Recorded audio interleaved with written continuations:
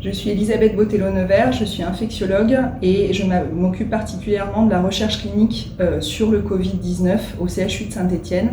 En effet, dans cette crise sanitaire, et au CHU de Saint-Étienne notamment, dès le début de la prise en charge des premiers cas, ce qui fut le cas avec les premiers cas du cluster de Contamine, nous avons à la fois pris en charge les patients, mais également débuté la recherche clinique. Nous nous sommes très vite inscrits dans les cohortes qui permettent de mieux comprendre la maladie, avec des cohortes épidémiologiques de l'INSERM auxquelles nous participons. Et puis, dès l'apparition des essais thérapeutiques, tels que Discovery, qui est donc un essai international,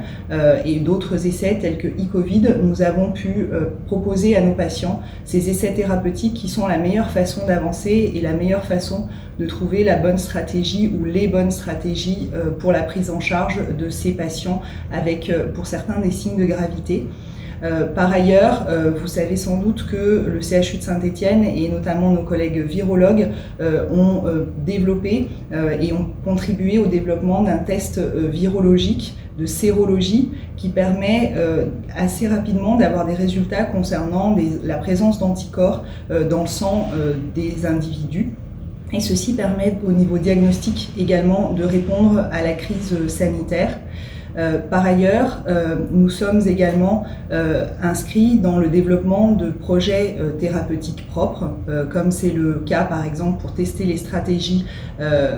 thérapeutiques actuelles dans certaines populations, et notamment nos collègues réanimateurs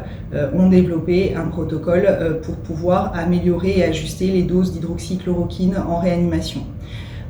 Vous savez aussi que Saint-Étienne et le CHU notamment s'inscrivent dans une démarche de prévention importante, et c'est pour ça que je coordonne au niveau national un protocole de recherche qui est un essai de prophylaxie, de chimioprophylaxie, qui est là pour proposer des stratégies qui vont pouvoir tenter de réduire et d'éviter les infections à coronavirus chez les soignants qui prennent en charge des patients suspects ou certains de Covid-19. Cette stratégie et ces stratégies, puisque l'essai thérapeutique va avoir plusieurs volets, vont être proposées et sont déjà proposées